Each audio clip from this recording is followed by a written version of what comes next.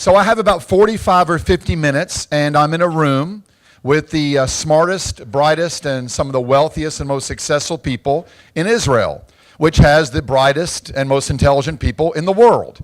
And my job is to try to give you some ideas in the next 45 minutes that you may not have heard or thought about.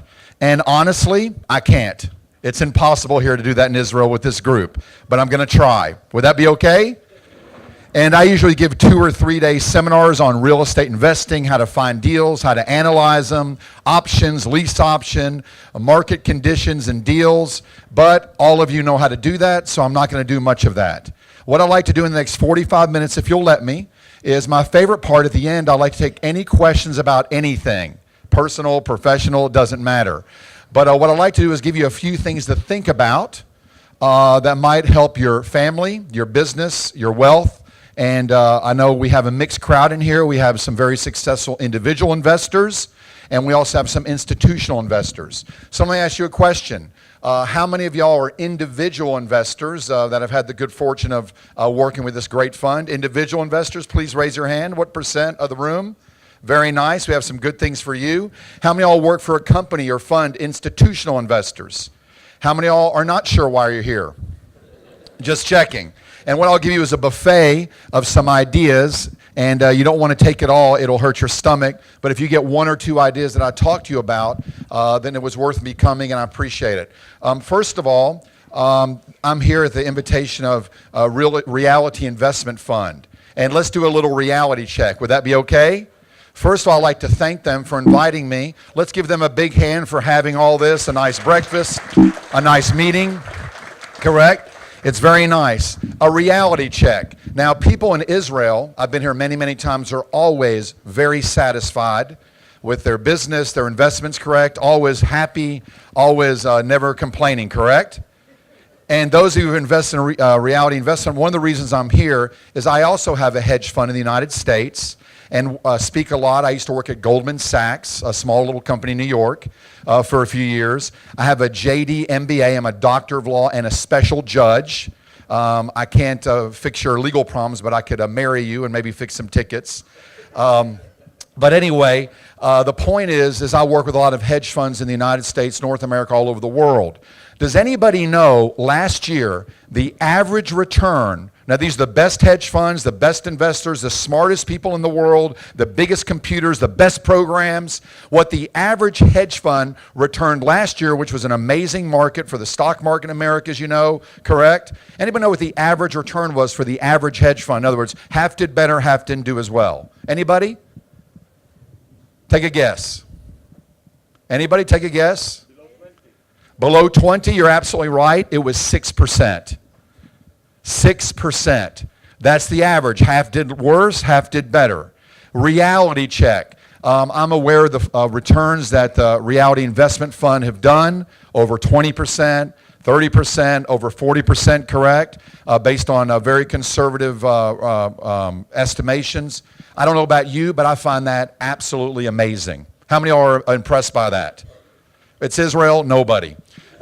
Correct? I understand, right? But that is an absolute amazing accomplishment. And by the way, it's an honor to be here with Mickey Varid. He's a legend not only here, but in the United States, in the real estate world. And of course, his son, Asaf and Ohad, we appreciate that. I think we have more ex-government officials here, correct, than anywhere else. And it's also an honor to have met Yaakov Nieman. It's a very big honor to be speaking to a crowd like this. And what I want to do for the next few minutes, besides thanking everybody for being here in this opportunity, is talk about something that Reality Investment Fund does, and I want you to apply it to your life and your business, and that is going from wealth. Listen, you're here. That means you've made it. You're the best of the best. And what I want to do is give you some ideas maybe to help you get to another level, not just of wealth, but of significance. And by the way, I also heard that in Israel, I've been here since I've been 17. I come every few months. I've heard this over and over again, and maybe you've heard it too. There are absolutely no real estate deals in Israel. How many times have you heard that, correct? Especially in Tel Aviv. There's no deals. They don't exist anymore. You can't find them, correct? And guess where else I hear that?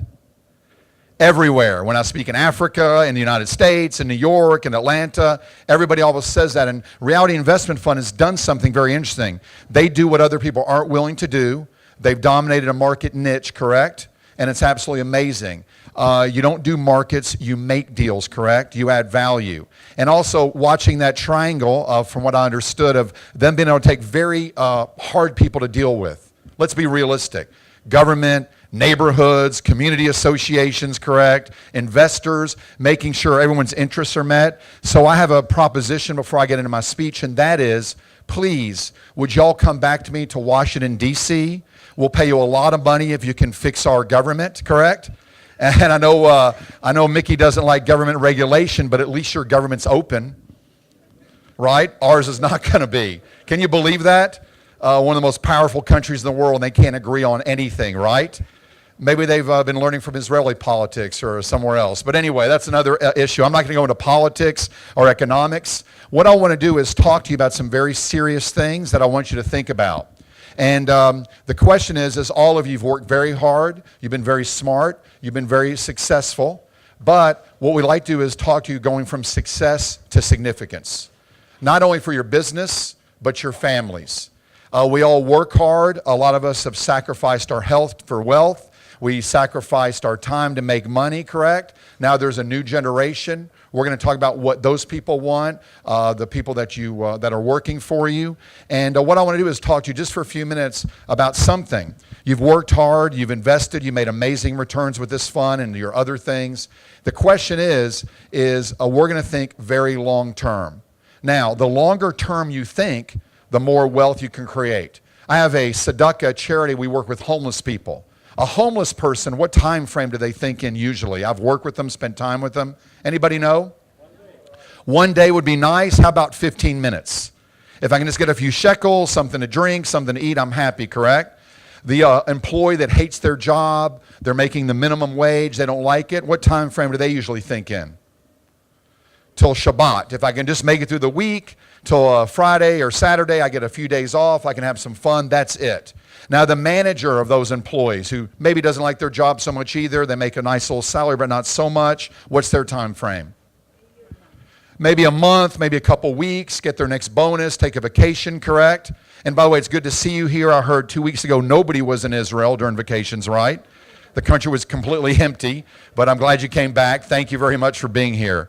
The CEO, some of you who run a big company or a big fund, and make a nice salary, and maybe you're managing millions and millions and millions of shekels. What time frame do you have to think in for your work? Usually 1 year, 5 year, strategic plan, 3 to 10 years. Now, sages, people that we honor, that we respect, whoever it may be, whether it's one of your great leaders, somebody from the Bible, somebody we respect, a Gandhi, a Martin Luther King, somebody who helped found this country. What time frame do you think they think in? Eternity. 100 years, 1,000 years, correct? So one thing I want to say for your own family, for your wealth, for your success, the longer time frame you can think in, the more impact you can have. But most of us are so busy, correct? Answering emails and Facebook and Twitter and meetings, correct? We don't have that time to think about it. So what I want to do for the next few minutes is think about it. And the question is what will your legacy be? Not just the buildings you build, the investments you make, the neighborhoods you change, correct? And I love that about a Reality Investment Fund is they think about the impact, not just the money, the great returns, but what impact we're going to have on the neighborhood, the city, the economy, the location, the country. And I want you to start thinking about your impact for your family. What legacy will you leave for your business, correct? Now, all of you should be very proud because without knowing it, you've trained people, you've created a lot of wealth for yourself and for your family, for your children, for your employees, and that is amazing. You should be very, very happy about that. But I want you to take a minute today or maybe tomorrow or the next week and think about this. What kind of legacy would you really like? Is it okay to talk about this for one more minute before we get into some interesting trends? Would that be okay with everybody? So here we go. I've retired 3 times from real estate investing. I'm 50, and I retired when I was 32 for the first time, 40, and then about 8 years ago, I retired. I traveled around the world, went to beaches. I have a son. How many of y'all have children? How many of y'all think you have children? Just checking, right? And I was very happy. I saw my son every day from school. We went traveling. I went to all the beaches in the world, correct? And it was awesome. And one day I'm sitting in my condo in Miami, and one of the great Rebs from Israel, a very famous one who likes to stay humble, was coming to Miami. He's very famous. The people were lined up to see him. And by accident, I let him stay in my condominium. And he stayed there for a week, and I never saw him. He was busy with meetings and on the phone. He was doing interviews, helping people. All he does is solve crises and problems. Very interesting man. And the sixth night he was there, the day before he left, I was walking down my hallway at midnight, and I ran right into him. Now imagine someone's in your condo, your house, for almost a week. You don't see him. You want to meet him. He's a fascinating man. And he's right in front of me. And I like people that get right to the point. In Tennessee, where I'm from, we call it talkless, right? And he took 1 minute, he thanked me, he said, Robert, you should be very proud. I met your son, he's amazing, your condominium is unbelievable. I saw the real estate and the books, you should be very happy. He asked me a question which I'm going to ask you, and you may not like it. And here's a question he asked. He goes, at the time my son was about 13 or 14, and he said, when your son goes to school, and his friends ask, what does your father do? What do you think your son says? I said, I don't know, he's 13 or 14, who knows? Could be anything, correct? He goes, what do you think he says? He goes, well, I guess my son would say my dad's done real estate, he's made some money, he's written some books, he's spoken, but he's retired, and we travel around. He goes, you should be very proud of that. Very few people could say that. And then he looked me in the eye, and he asked me a question 20 times, I'll only ask you 3. He goes, can I really talk to you? Can I really talk to you? Ask me 20 times, I won't do it to you, I promise. And I said, okay, and he said, people rarely talk to each other, really talk. And here's the next question he asked me that changed my life. He said, what would you want your son to say about what you do? What would you want your loved ones to say about what you do? Or yourself, or your community, or your friends? And as you see, I'm a speaker. I can talk a lot. I can do 3-day conference. And for the first time in a long time, I didn't know what to say. I had no answer. Because I'd been so busy working, making money, retiring, running around to beaches, I never thought about it. And he asked me, what does it really excites me? What gets you going? And by the way, whatever your answer is, it's perfect. There's no right answer, there's no wrong answer. But what I said is, I don't know. And then he talked to me and I said, well, I like to help people. And obviously you're here, Reality Investment Funds Making America. How many of you like to help others, correct? Almost everybody in the room. You do your families, your community, your tzedakah, whatever, with your business. And he said, why don't you go back to work and take a big portion and donate to tzedakah, and you'll have a purpose. And I went back to work, and the first charity we donated to was right here in Israel. We bought all the defibrillators when people have heart attacks, and then we created a school for people kicked out of school like me. I had dyslexia, so I didn't have a good time in high school. And I went back to work, and he said, you're not going to change anything. You're going to do the same thing you did, same process, way to track it. And he said, your income's going to go up 50%. Now, I'm the most skeptical businessman in this room, and I said, that's impossible. How can you do the same thing and your income goes up? He said, because you're now on purpose. You have a different energy, a different enthusiasm. Many of you still have that enthusiasm. Many of you had it a few years ago, right, when you started your fund or you started your business, and you do it for the challenge, correct? Right? It's about the deal, the challenge. That's the fun part. The money's great, correct? Some of us do it for the money. That's okay. All I'm asking you to ask yourself is, what is that really excites you, that gets you going for yourself, your employees, your partners, correct? And when you tap into that, guess what happens? Everything changes. It becomes exciting again and fun, and the scorecard, you'll make more money. Now, I didn't understand that. It made no sense to me. I'm a skeptical, analytical business person, correct? And I know everyone here is very open and not skeptical, but try it. He challenged me. So I'm going to ask you, what is it you want your family, your friends, your loved ones to say about you next week, next month, 10 years from now? And what will it be for you to create a legacy, correct? Now, I work with some very wealthy families and institutions. We have a lot of clients who have over $200, $300, $400, $500 million of net worth. And in just a minute, I'm going to give you all a little free consultation to some of the things they're doing that works for them, that if you want to, you can try, whether you're making a couple 100,000 shekels or millions of shekels. But I want to talk for just a minute about changes, because as all of you know better than me, government, economy, the world, how many realize it's changing faster every week? right? And I just want to ask you some questions. Have you thought about this, how this is going to affect you, your business, your family, your lifestyle? And I don't have the answers. I'm just going to ask some questions. Who here is familiar with 3D printing, right? Who here has not heard of it yet? So in America right now, in Israel, of course, I'm sure it was invented in Israel because everything else is, right? 3D printing, people are now printing guns, machines, computers, off of a printer. Now, right now it's a little expensive. It's getting cheaper every week, every month. But I want you to think for 1 minute how that could affect offices, factories, economies, business, manufacturing, how people live, how people buy things, retail, stores. What might happen in 2, 3, 4, 5, 10, 20 years, correct? How many of y'all do travel completely different now than you did 10 years ago? You go on the internet, press a button, you get your trip, right? Now, and pretty soon, you're going to be able to press a button and get whatever you want off a printer. It's happening. It's here. It's not theory. It's growing. How will that affect your business 2, 3, 5, 10, 20 years from now? Number 2, there's a trend that's occurred right now, which I think Israel's enjoying the benefit of, and many of you. There's excess capital in the world. Does everybody know that? Who's caused most of it? The good old USA. We're printing money and buying our own debt at $87 billion a month. We've been doing it for a couple of years now. That's just the tip of the iceberg. Money's afloat everywhere, correct? It's absolutely amazing that the shekel has been very strong, correct? It's awesome. But the dollars are out there. There's excess capital. It doesn't know where to go. Now, the largest investors in the United States, they're buying reality check. Billions and billions and billions of dollars every week of 10-year treasury bonds. What's the return for getting a 10-year bond from the United States? About 2.766, less than 3%. What's inflation? More.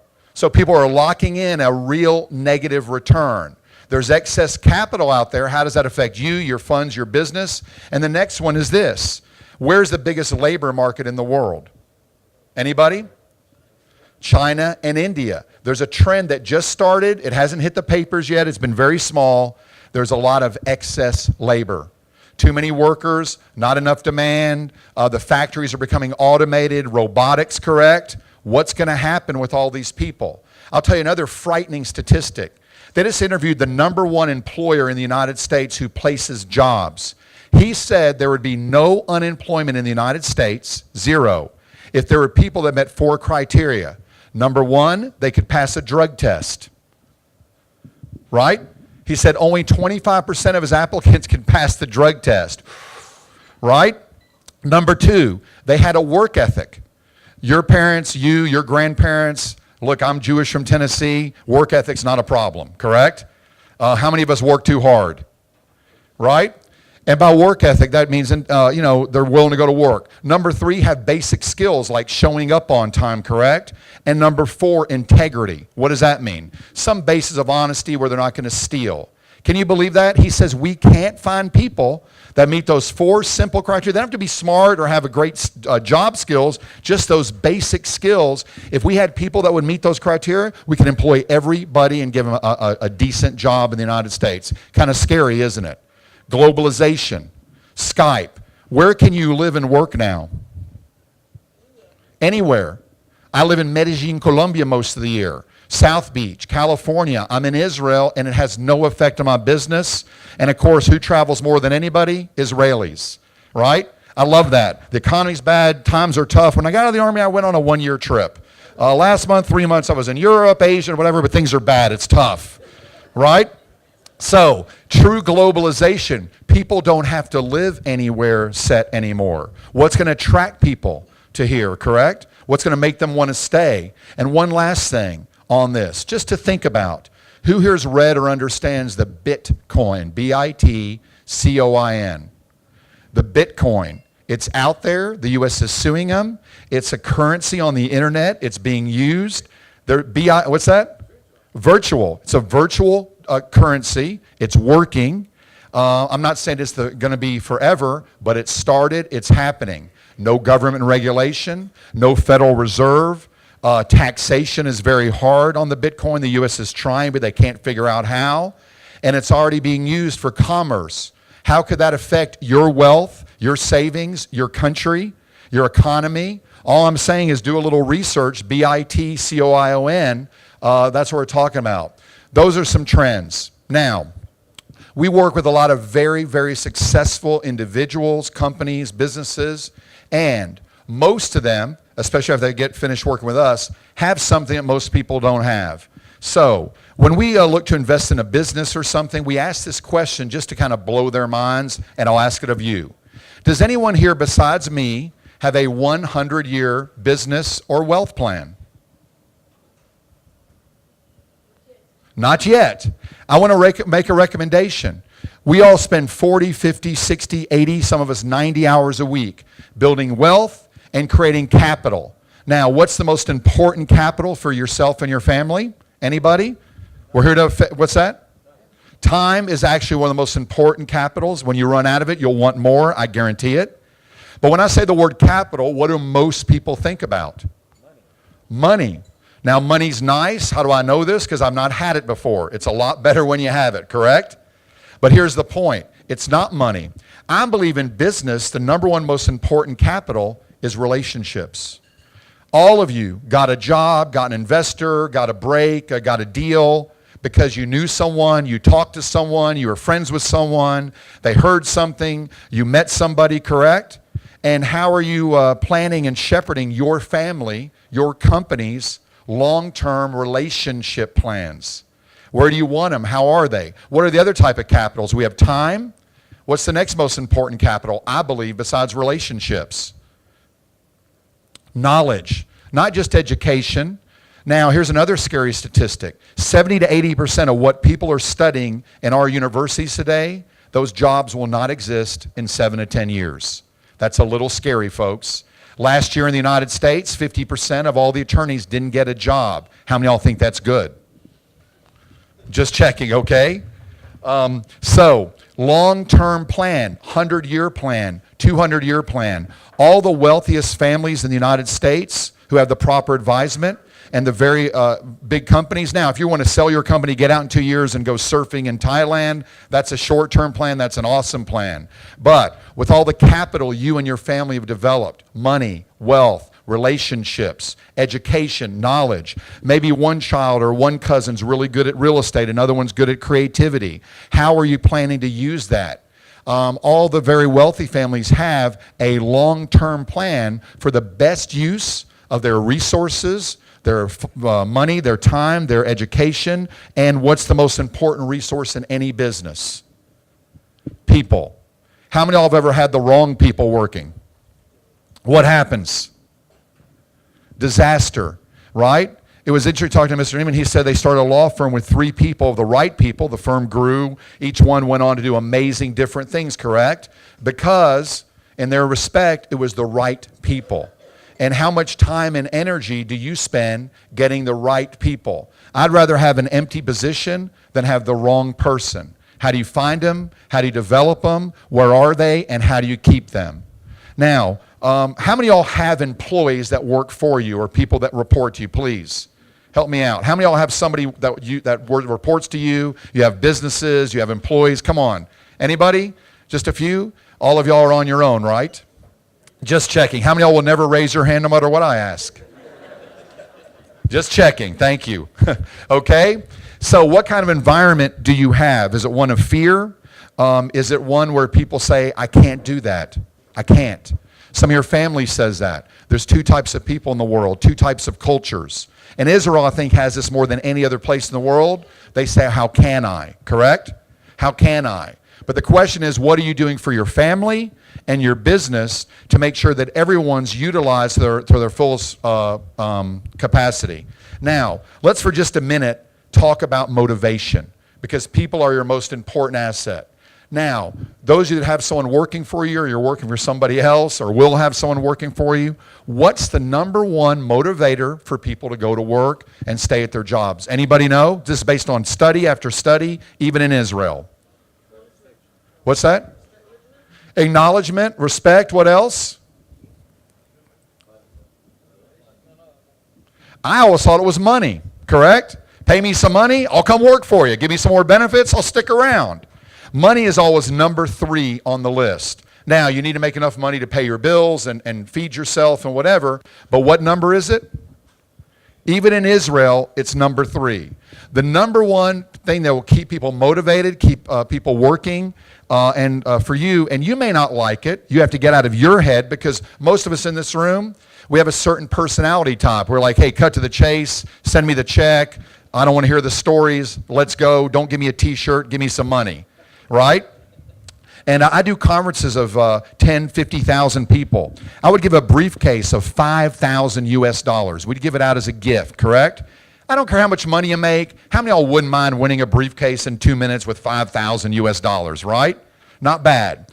People got a little excited. Then we'd give away a t-shirt or a certificate. We had to stop. It got violent. People would fight each other over the t-shirt or the iPod, $80, $40, correct? What interests people, number 1, is recognition. Recognition. They want to be recognized. How many of y'all have a program of consistent recognition for your clients, your employees, your people, your family, your children? The biggest motivation subconsciously for people, even for us, it's based in our brain. Does anybody know what the one general motivation of everyone on this planet is? Everyone. And as investment funds, as people looking for investors, you should know this. Anybody know what the number 1 human psychological motivation is for almost everything? Based on millions of years of evolution, fighting tigers and living in caves, and also living in not so good of a neighborhood. Anyway, anybody know what it is? What's that? Survival. It's a good answer. It's actually fear of loss. They've done study after study for smart people, rich people, poor people, fear of loss. Pick me. I don't want to be left out. I don't want to miss that opportunity. Somebody else got it. I didn't. There's a line, correct? How come they're in it? I want to be in the front. The velvet rope in front of the club, correct? Those are very wealthy, smart people, and they're fighting. They pick me, pick me. So the question is, in a subtle way, a real way, how do you institute fear of loss into your business transactions, into your sales, into your picking of employees, or even with your family, correct? Because it still is, whether you like it or not, or whether you agree, the number 1 human motivator. But how many of you agree that if you tap into true motivation, desire, nothing will stop you? They've done study after study. The number 1 determinant of real success, and all of you know this because you have it or you wouldn't be here, it's actually desire. It's where everything comes from. Without any desire, nothing happens. So, do you know the real true desires of the people that you're talking to, selling to, promoting to, investing for, or working with? We have an exercise I want to share with you that if you'll do it, and most of you won't, it really works. It's called 7 levels deep. Now, what you do is you ask people, what's the number 1 reason you invest or want to make good money or work for me or whatever you're going to ask. You can even do it with children. And most people, when you say, why do you want to invest with us or what kind of investment are you looking for, what's the reason? What do most people say? I want to make some money. I want to make a good return, correct? Then you go to level 2. What's important to you about making a good return or making money? Well, I need to make a good return because I'll work hard for my money and I have other opportunities. Okay, so you want to utilize your resources. Number 3, what's most important for you about utilizing your resources? Usually when you get to level 3 or 4, for most people, they go directly into something that's much bigger than them. What do you think it is, the real reason? It gets down to family. I want to take care of my family. I want to take care of my kids, my grandkids. I want to create a legacy. I want to provide, correct? But many people in Israel and North America and Europe, we substituted the means for the end. In other words, what's the end result? I work hard to take care of my family. I work hard to take care of my kids, my wife, my husband, whatever it is, maybe parents or grandparents, correct? And then we work so hard for that end, we let the means, the reason, take over the end. We're now working so hard when the son or daughter calls, we don't have time, we have a meeting. We go on vacation and we can't talk to the wife or the kids because we're emailing and texting and planning the next meeting, correct? So we let the means substitute for the end. You always got to go back to the real desire. I want you to have an exercise. Practice it today, tomorrow, next week with one of your employees, one of your partners, one of your children, one of your family members, and do 7 levels deep. What's important to you about making money? Freedom. What's important to you about freedom? Whatever it may be. And when you tap into that deeper desire, nothing will stop them, and then you know the true reason people are doing something. So what really motivates people? It's not what motivates you, correct? The first human inclination is, well, I want money, I want this, I want that, and we think other people do. Don't do it. Ask. Does that make sense? Now, number 6, time and money wait on no one. One thing I love about Reality Investment Fund, they seem to be on a mission. Yeah, they make a great return, they do good real estate deals, they work hard, but they seem to have a very clear mission. Most companies, most people don't. Now, if you can get all your people on the same mission, it works. Now, who here was in the military? Everybody, correct? I'm embarrassed to say I was in Ghana. Hey, what can I do? I love the chicken with green feathers. That was amazing. Now, the Israeli army, the best in the world still. Now, people don't do it for the money or the food, correct? And people are still proud to go for their 2 weeks or their 1 month of duty, right? Mainly to get away from the house and talk about with their friends. But everybody's still pretty much on a mission. You know that better than anybody. You did it. You've done it. The question is, how can you transfer that to your family, to your workers? I'll give you a real example of this. We're a very small family, the Shemins. We actually, the real pronunciation is Shemin, but in the South, no one could say it, so we go by Shemin. My cousin, Dr. Richard Shemin, is a very famous heart surgeon. Amazing guy, one of the top heart surgeons in the world. He's been here in Israel doing surgeries. He was head of Harvard, now he's head of UCLA. Now, in UCLA Hospital, where he's head of the division, there's probably 3,000 employees, right? He's a doctor, he has operations, he does heart transplants. It's a lot of pressure and a lot of stress. And it's not what you know, it's what you do. Some of the things I've told you, you know, you've read, you heard about, but I want you to think about this. Are you doing it? It's not what you know, it's what you do.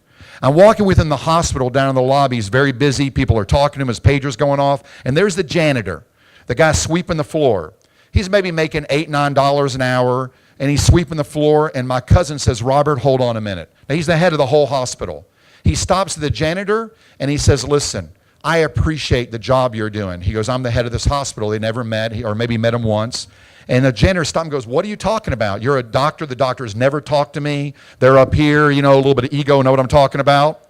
And he said, your job is just as important as mine. And I really appreciate what you're doing, because if we don't have a clean floor or somebody slips, they could die, I could get hurt. Your job is just as important as mine. Don't you ever forget about it. And if anyone doesn't treat you as such, you come to me. Here's my number, my office, my card. And everyone in that hospital, it's always ranked one of the top in the world, is on a mission. Is on a what? They know exactly what they're doing. We're going to be the best. We're going to be the number one fund. We want to be the number one company, whatever it is. And I'm going to ask you to ask yourselves, do you have the time, or have you taken the time to get everyone you work with and everyone you know on a mission? Now, let's get practical. I want to give you a little buffet of ideas that you can go back and use. How many of you, like me, have way too many meetings? Come on. How many of y'all spend your whole day meeting, phone conference, webinar, meeting, correct? Who here has ever been to a meeting that's gone too long and was pretty useless? Everyone in the room. So let's get practical and fix that right now. Number one, set your intention for the meeting. I run a very large charity. We have 288 people, a big budget. When I took the charity over, they had 2-day board meetings. 2 days.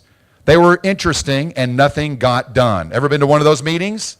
Now we just had our board meeting. I've been running it for 6 years. We got more done. Everyone's happier. Guess how long our board meeting was a few months ago that I ran? 2 hours? 45 minutes. We had 14 departments reporting. We gave everybody a few minutes, 3 minutes. What's the main point? If we can't handle it here, we'll handle it outside. We prepared people before. Set your intention for every phone call, every meeting. Now, when you were in high school and they gave you 3 weeks to start on a paper, when did you start on it? Last minute. My record was I turned a paper in on bar napkins. Okay, for real. When did I start on it? That morning. If they gave you 4 days to do the paper or the project, when did you start on it? Immediately, correct? So your meetings, guess what you need to give your people? We're going to get this done in 45 minutes, 30 minutes, 1 hour maximum. You have 5 minutes, you have 10 minutes, boil it down, let's get to the point. If we can't handle it here, we'll handle it outside, prepare, follow up. Set your intention for every meeting, every phone call, every webinar, and limit the time. When you start respecting your time, which I know a lot of you do, other people will, correct? When I worked at Goldman Sachs the first day, the chairman, John Weinberg, what a great last name, huh? Anyway, he said, Robert, lesson number 1, 5 minutes is a long time. Now, of course, I'm in Israel. That's redundant. I love Israel. People don't even leave voicemail. It takes too long, correct? Let's go, let's go, let's go. Hurry, hurry, hurry, correct? But for your meetings, your phone conferences, you need to respect your time, respect their time, and say, this meeting's 30 minutes. What would that save you and your company if 10, 20, 30 employees aren't sitting around a meeting and they could go out and actually work for that extra hour times 20, correct? What could they get done? How many phone calls? How many new presentations? How many new customers, correct? Now, the last thing I want to leave you with before I take some questions about anything we talked about is number 7. What made you the most satisfied? Now, we all work hard for money. You know how to make money. Reality Investment Fund does extremely well. But we spend 30 to 60 hours a week sometime chasing, working, thinking about money, correct? Now, I was brought up a nice Jewish boy in Nashville, Tennessee, so that's all I ever heard about, correct? And I love my parents, my grandparents, but I was brainwashed. We were all taught that you have to work hard to make money, correct? Now, you have to work and make effort, but is that true? It's called working smart, owning and controlling assets. Read the papers. Some of the people that have created millions and billions of dollars of wealth, like some of you, have done it in an extremely short period of time. 1 year, 3 years, 5 years, your technology company, some of your funds, correct? So you know how to do this, but here's the point. What's your legacy going to be? What's your 100-year business plan going to be? And more importantly, a lot of people work for the money, but the question is money always the most important thing? A lot of you know this better than me, but let's talk about it for 1 minute. I want everyone to think about the moment or the hour or the day or a weekend or a Shabbat or whatever you want to think about where you were so happy, so satisfied, correct? Maybe it's where you're with your husband, your wife, your kids. Maybe you met somebody. Maybe you're on an amazing trip, whatever it may be. But I'm guessing 80 to 90% of it has very little to do with money. Very little to do with money. The things that make you the most happy, the most satisfied for your family, your kids, your wife, your husband, your extended family has very little to do with money. So all I'm asking is, yes, money's awesome, business is great, returns are fantastic. It's all about some balance, creating a legacy, correct? Why are we working so hard for the money? And the last thing I want to leave you with is life and business is just a series of moments, right? And I know myself, I miss a lot of them. Whether it's a business opportunity, we're too skeptical, we're too closed, we passed it by, we didn't do it. We all in this room have tons of great opportunities we didn't do. We have to ask ourselves why. And then there's moments more important of true satisfaction with family, friends, a phone conversation, a walk, a talk, real communication. And all I'm asking is to think about how we spend those moments, how we spend those opportunities. Wealth is awesome, returns are awesome, but it's all about making those moments, our business, our partners, our employees, our clients, go from wealth and success to significance. I hope this helps you out a little bit. I hope you have some things to think about. This is an opportunity for you. You can ask me any question about anything. I am a real estate investor and I do consulting. We work with a lot of large businesses, law firms, banks. I'm actually a little overbooked. Our team has gone into Bank Columbia, one of the largest banks in the world, believe it or not, and gotten their employees and everyone. We teach them negotiation, how to manage time.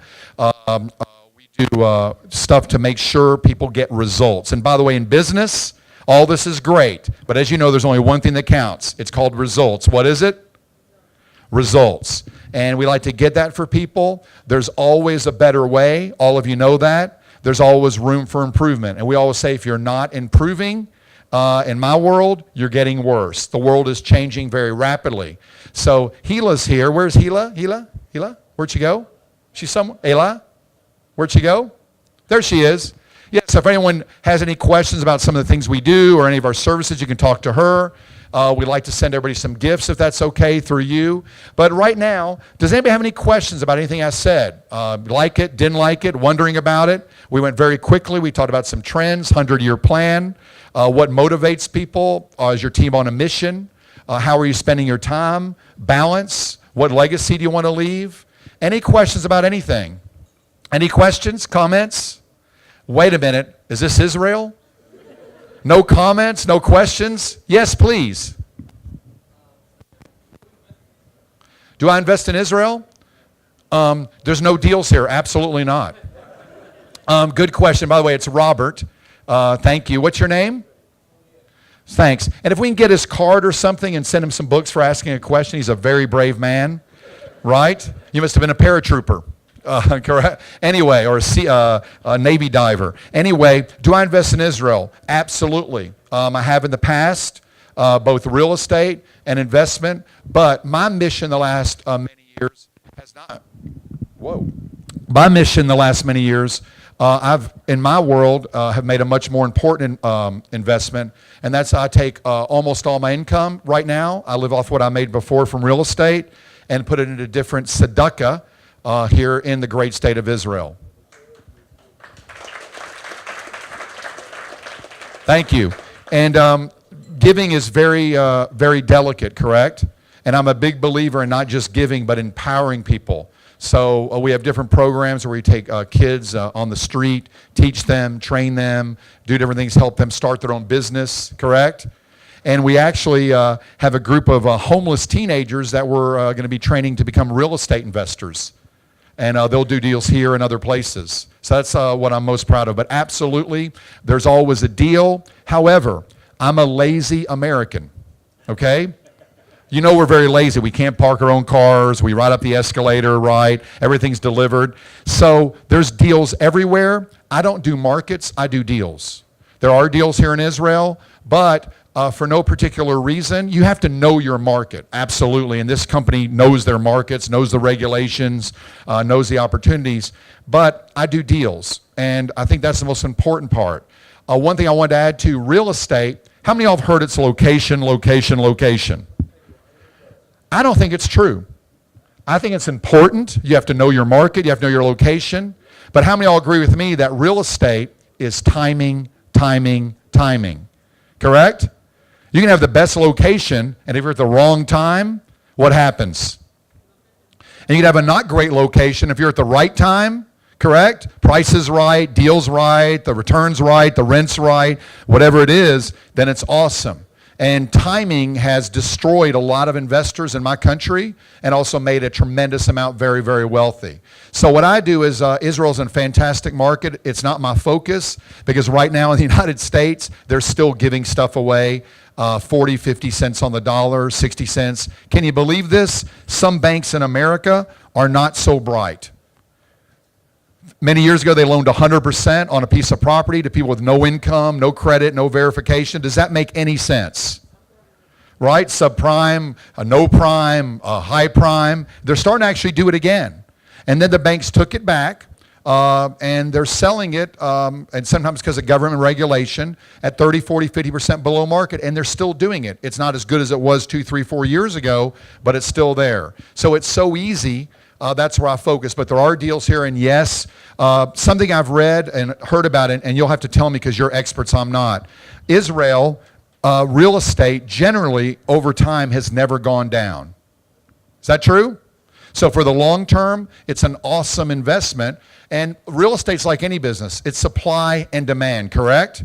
Now, some people don't love your neighborhood, but there's not a whole lot of land in Israel, correct? Just try to park in Tel Aviv. There's not a lot of space. And who wants to come here? Now, 30% say they want to leave, but they never do, right? And everybody's coming here now, the Europeans, the U.S., business, high-tech, med-tech. So all real estate is supply and demand. So I think there's amazing opportunities here, especially for the long term. And then, just as this firm does, it's all about the deal, correct? And if you find the right deal in any place, it's going to work. If it's the wrong deal, it could be the best place. So we know the markets, but we focus on deals. Does that answer your question? Good question. Any other questions real quick? Anybody? Everything's perfectly clear. You got to understood everything. You're going to do it. And what I would challenge you is I gave you some ideas. And again, I challenge you. Try to apply one or two of them in the next few days with your family, yourself, your employees. I just wanted as a guest of Reality Investment Fund to give you some different things to think about. Because again, I want to congratulate all of you for being part of an amazing fund that does amazing things with amazing returns. All of you have been very, very successful. It's always an honor and a privilege to be here in the great state of Israel. What's been done here and what's being done here, I know you don't feel it sometimes. You don't think it, correct, which is okay, but it's absolutely amazing. Everybody I meet in Israel is doing something. And I love my country, but unfortunately, a lot of people aren't doing much and all that stuff. Everyone here speaks many languages. They're traveling all over the world, creating businesses, serving in the military. I've been all over the world in over 100 countries, and there's no place like it on earth. So it's a real honor to get here to speak to you. I want to wish all you a lot of success. Thank you very much. And stay well. And again, thank you for Realty Investment Fund for having us. Everyone, much success. Enjoy it all.